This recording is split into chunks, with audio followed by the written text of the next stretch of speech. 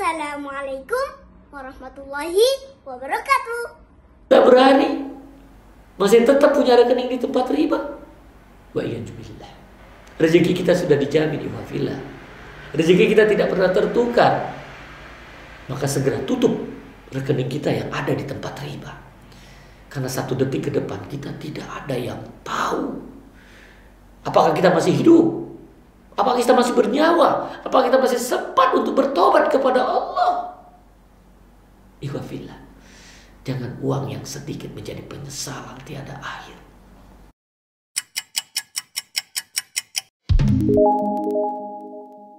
Sebenarnya apa the most effective way untuk memasyarakatkan ekonomi syariah ini, terutama di era seperti ini gitu ya? Karena kan nggak semua orang melihat ekonomi syariah itu menjadi momok yang menjadi solusi, tapi juga banyak lihat ini momok yang kaku gitu ya, konservatif, menakutkan. Syariah itu bakal berubah nggak sih gitu ya kan, apalagi seperti ini keadaannya.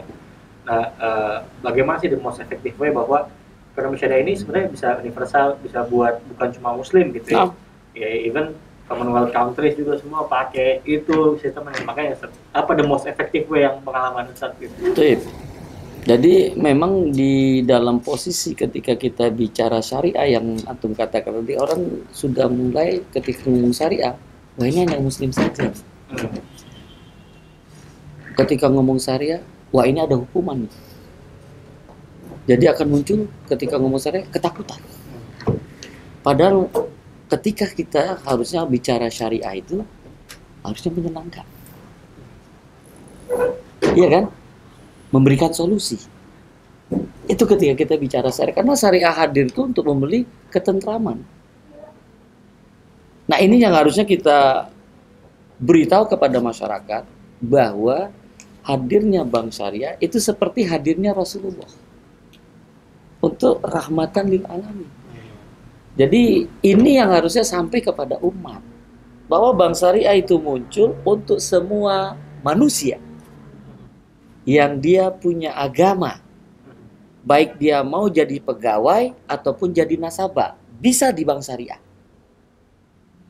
Dan itu kan selama ini orang berpikir kalau bank syariah ini orang yang sudah ngaji, orang yang mau berangkat haji, gitu kan? Tabungan haji. Iya ya kan, jadinya seperti itu, ya kan? Nah, Anda hadir ke tengah umat untuk meluruskan itu. Makanya ketika saya sudah tampilannya ada jenggot, ya rambutnya putih, gitu kan? Wah ini kalau ngomong bukan orang Islam, bukan bawa agama, bukan bawa masjid nih, pasti ditolak samanya. Padahal begitu banyak yang bertemu dengan saya, mungkin tidak satu akidah dengan saya, mungkin tidak satu manhaj dengan saya. Tapi ketika muamalah, kita bisa enjoy. Karena ketika konsep syariah itu mereka pahami, mereka tidak akan konvensional. Jadi kunci orang hijrah, dia mau hijrah itu 3. Yang ingin antum omongin, ini harusnya sampai nih. Apa? Pertama, dia punya agama. Karena orang hijrah itu ingin dapat rahmat, ingin dapat keuntungan. Jadi orang yang hijrah itu dia punya agama. Orang yang punya agama dia akan hijrah. Agama apa saja. Karena itu hidup kita ini pasti akan berpindah-pindah, pasti akan berubah dari kecil jadi besar. Itu makna hijrah itu. Dia tidak akan stuck. Kalau stuck itu mati. Hijrah itu hidup. Yang kedua, punya ilmu. Jadi orang hijrah itu punya ilmu. Kalau dia nggak punya ilmu, nggak mungkin hijrah. Nah untuk kita ke perbankan, dia pintar berhitung ilmunya. Ilmu pintar berhitung. Jadi kalau dia nggak bisa hitung-hitungan, nggak mungkin hijrah. Apalagi nggak punya jiwa bisnis, apalagi nggak punya jiwa pengusaha, nggak mungkin hijrah dia.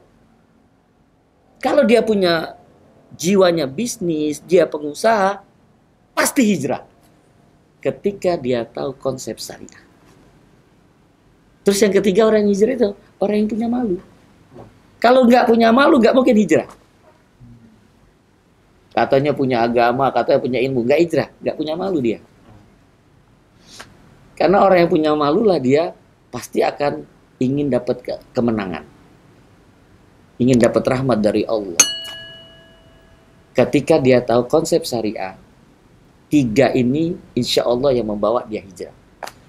Jadi dia punya agama, dia punya ilmu, dia punya malu. Hijrah.